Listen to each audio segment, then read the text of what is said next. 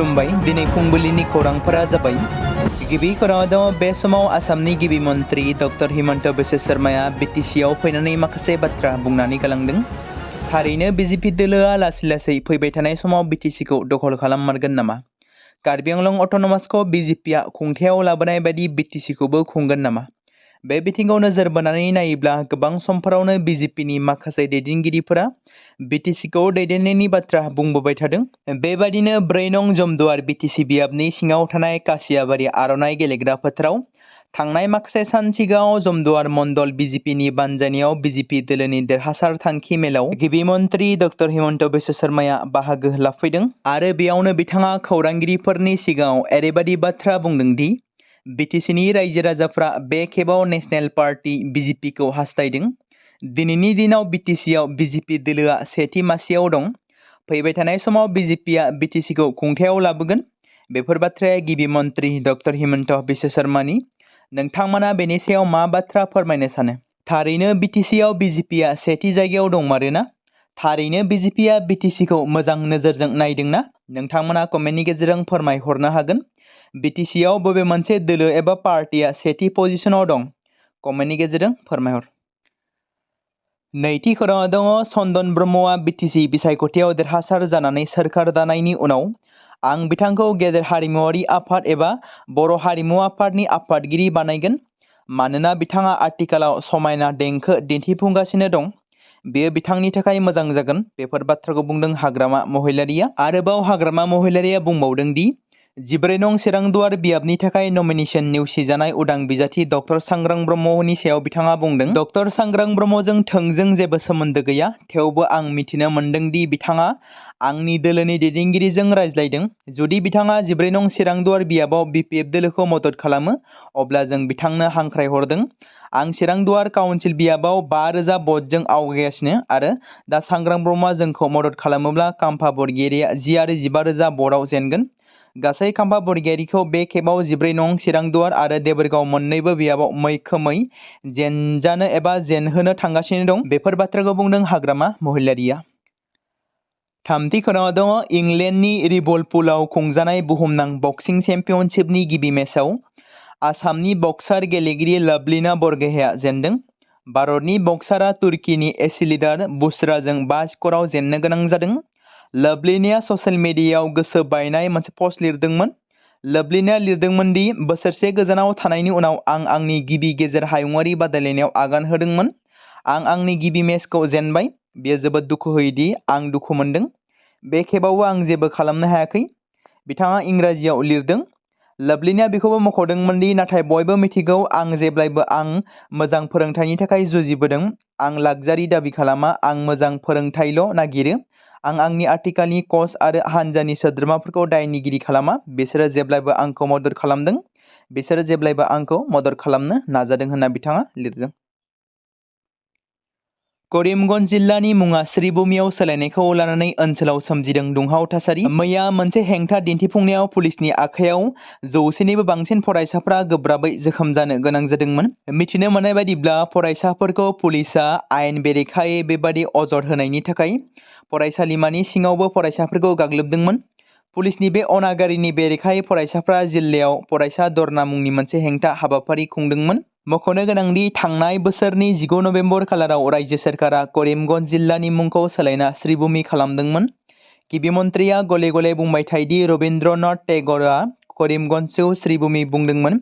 बबेखानि बावैसो सिगां सोमावसारगिरिफ्रा अजद होनाय बायदिब्ला हिमन्त बिश्व शर्माया रबीन्द्रनाथ टेगरखौ नाङा फाङा दान्थे बिदान्थेयाव बोनानै लाबोदों।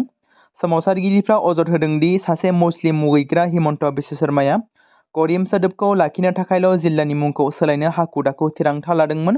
बिथांमोना ससियेल मिडियायाव फैनानै बिथांमोना रागा जोंखांदों आरो बुंदोंमोन दि बिथाङा हिन्दु आरो मुसलमानफोरनि गेजेराव गावस्रालायनायनि राजखान्थि खालामगासिनो दं।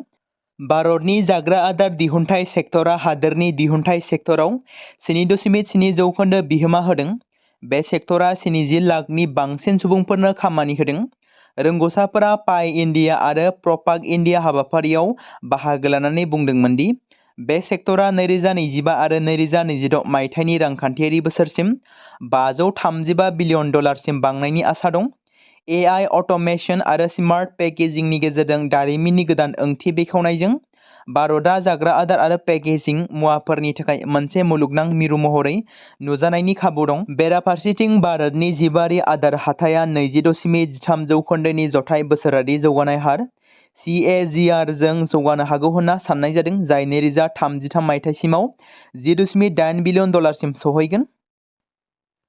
हिमाचल प्रदेशआव दैबाना आरो हा गिसिखानाय जाथाया आथिखालनि बयनिख्रुइबो बांसिन गोहोम गोग्लैनाय रायजो।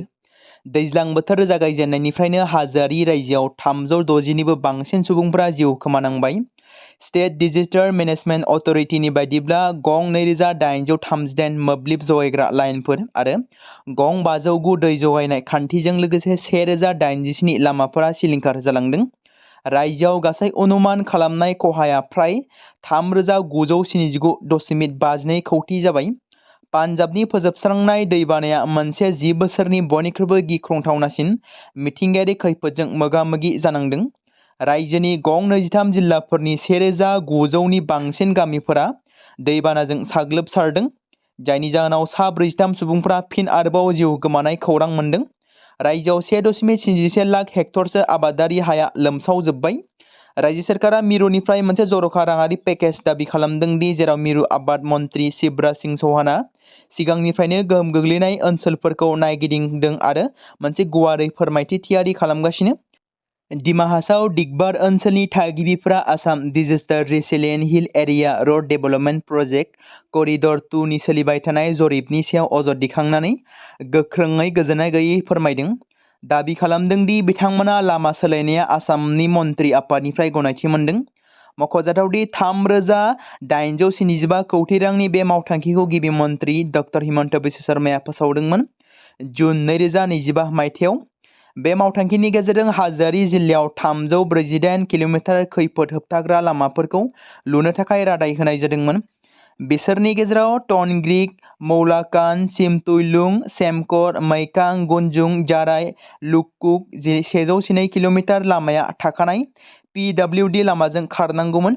नाथाय जायगानि सुबुंफोरा दाबि खालामगासिनो दं दि बे लामाखौ गावसोरनि ओनसोलजों नागारनानै गुबुन लामाजोंसो बानायनाय जादों। जायगानि गामियारिफ्रा बेनि सायाव हेंथा दिन्थिफुंदों।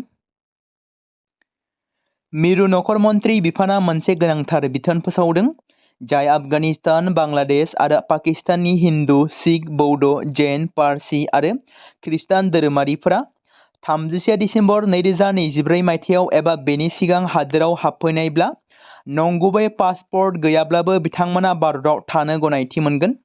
बे थिरांथाया बैसोर सुबुंफोरनो रैखाथि होयो जाय दावबायनायनि गेजेरजों साख्रिफोर नागिरनो फैयो आरो बिथांमोननि पासपर्ट आरो भिसाफोरा जोबलांबाय, नाथाय बिसोरखौ खान्थियारि नायदिंनायनि बिथिंजों साजा होनाय जानाय नङा। मख'नो गोनांदि बे बिथोना 2019 मायथाइनि नोगोरारि सोदांनाय आयेन CAA जों लोब्बा दं, जाय 31 दिसेम्बर 2014 मायथाइयाव एबा बेनि सिगां हादोराव फैनाय बैसोर हारिफोरनि सुबुंफोरनो भारतारि नोगोरारि गनायथि होनाय। काट अफ कालारखौ 2024 मायथाइसिम नारसिननानै सोरखारा धोरोमारि अनागारि खालामनायनिफ्राय खारलांनाय हायुं बारलांग्राफोरनि मोनसे गिदिर हानजाखौ रैखाथि होनो नाजादों। बबेखानि बे खामानिया आसामाव दान्थे-बिदान्थेबो सोमजिहोदोंमोन। BTC बिसायख'थि जोबनायनि उनाव माखासे दैदेनगिरिफ्रा जोबथेसालियाव थांनांगोन नामा?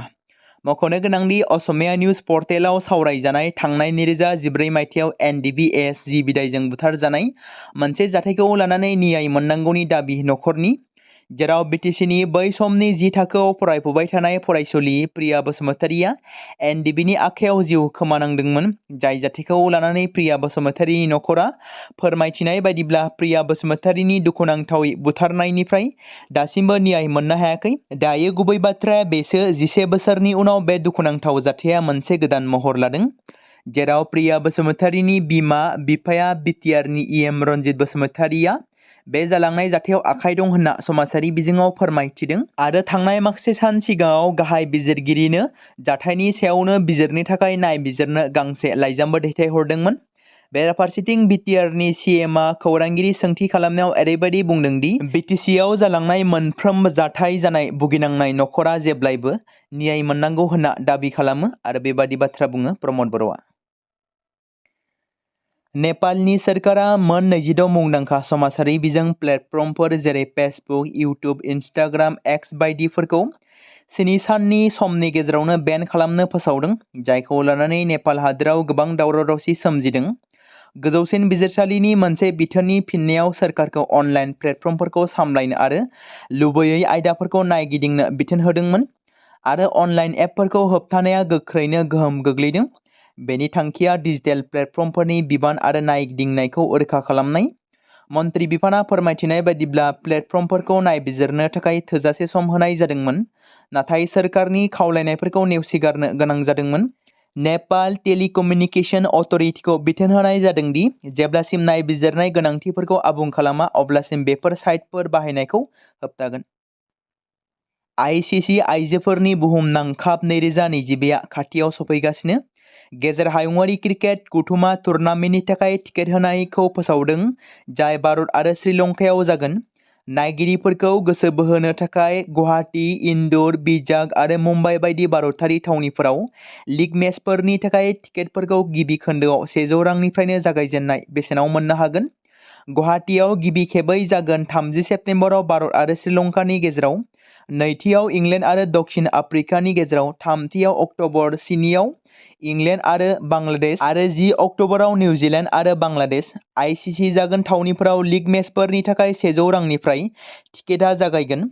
बे बादायलायनाया मोनसे मख'जाथाव हाबाफारि जानो हागौ होनना साननाय जादों, जेराव मुंदांखा मेथाइ रोजाबगिरि श्रेया घोषालाबो बाहागो लाफैगोन, जेराव गुवाहाटीआव गिबि खेबै बेखेवनाय गेदेर फोरबोआव लाइभ पारफरमेन्स बिथाङा दिन्थिफुंगोन। जों मिथिगौ दि बिटिसिनि जानो गोनां 2025 नि बिटिसि बिसायख'थिया बारा गोबाव गैलिया। दासान्दि बिटिसि बिसायख'थिखौ नोजोर बोनानै गावबागाव दोलोखौ सांग्रां आरो गोहोगोरा खालामनो थाखाय फोसावदिं मेल जयनिं हाबाफारिफोर जागासिनो, जेराव बिपिएफ, इउपिपिएल, बिजेपि मोनफ्रोमबो दोलोआनो थियारि जानायखौ नुनो मोन्दों। मख'नो गोनांदि 22 सेप्तेम्बराव फुंनि 7:30 रिंगानिफ्राय बेलासिनि 4 रिंगासिम भट थुनाया मोनफ्रोम बिटिसिनि भट मिरुआव खुंजागोन आरो 26 सेप्तेम्बरनि फुंनि 8 रिंगानिफ्राय भट साननाया जागायगोन। मिथिनो मोननाय बायदिब्ला बिटिसि बिसायख'थियाव सा 13,23,399 हौवाफोर आरो 13,34,521 हिनजावफोर आरो सा 17 थामथि थाखोनि सुबुंफोरजों लोगोसे गासै सा 26,57,937 भटारफोरा भट होगोन। बे समाव मोनसे गोनां फोसावथाय बर' सावथुन नायनानै मोजां मोनग्रा गासै बर' रायजो राजाफोरनि गेजेराव लानानै फैदों मोनसे बर'नि OTT प्लेटफर्म गोनां, जाय प्लेटफर्मनि गेजेरजों नोंथांमोना बर'नि गोदान गोजाम सावथुनफोरखौ नुनो मोनगोन। थांनाय माखासे बोसोर सिगां बर'नि गेजेराव लानानै फैनाय निउबो एप बायदिनो फिन आरोबाव लानानै फैदों बर' रायजो राजाफोरनि थाखाय। बे बाथ्राखौ मख'नाया गोनांदि 2025 मायथाइनि जानुवारि दानाव ओंखारनाय आंगो स्ट्रिम मुंनि मोनसे OTT प्लेटफर्म गोनां निउबो एपनि गेजेरजों नोंथांमोना गोबांथार बर'नि सावथुनफोर जेरै ट्रेजेडि, रमान्टिक, एक्शन आरो कमेडिजों बुंफबनाय सावथुनफोरखौ नुनो मोनगोन, जेरै सनानि नखर, थांखि गैयै समाज, अनसुला आफा, हिर', बिमा बायदि बाजै, अर, थैसाम, वान्टेड, संदान आरो रं नाम्बार बायदि सावथुनफोरा मख'जाथाव। बेफोर सावथुनफोरखौ नायनो थाखाय नोंथांमोना गिबियावनो आंगो स्ट्रिम एपखौ गावनि मबाइलाव थानाय प्ले स्ट'रनिफ्राय डाउनल'ड खालामनानै लोगोसे इनस्टल खालामनानै गावनि मबाइल नाम्बारजों लगइन खालामनानै लाग्रोनांगोन। बेनि उनाव नोंथांमोना गोबांथार नुनो मोनै सावथुनफोरखौ गुगोल पे, फन पे आरो पेटिएमजों रं नाम्बार सावथुनखौ नायनो थाखाय 60 रां आरो संदान सावथुनखौ नायनो थाखाय 80 रां, वान्टेड सावथुनखौ नायनो थाखाय 60 रां, थैसाम सावथुनखौ नायनो थाखाय 60 रां, बेबायदिनो गोबांथार नुनो मोनै सावथुनफोरखौ नायनो थाखाय सुबिदा खालामनानै होदों आंगो स्ट्रिम प्लेटफर्मा। फिन नोंथांमोननि गेजेराव फोरमायबावनो लादों बर' सावथुन नायनानै मोजां मोनग्रा गासै बर' रायजो राजाफोरनि गेजेराव लानानै फैदों मोनसे बर'नि OTT प्लेटफर्म गोनां, जाय प्लेटफर्मनि गेजेरजों नोंथांमोना बर'नि नुनो मोनै सावथुनफोर जेराव गोदान गोजाम सावथुनफोरखौ नुनो मोनगोन। बे बाथ्राखौ मख'नाया गोनांदि 2025 मायथाइनि जानुवारि दानाव दिहुनजानाय आंगो स्ट्रिम मुंनि मोनसे OTT प्लेटफर्म गोनां एपनि गेजेरजों नोंथांमोना गोबांथार बर'नि ट्रेजेडि, रमान्टिक, एक्शन आरो कमेडिजों बुंफबनाय सावथुनफोरखौ नुनो मोनगोन।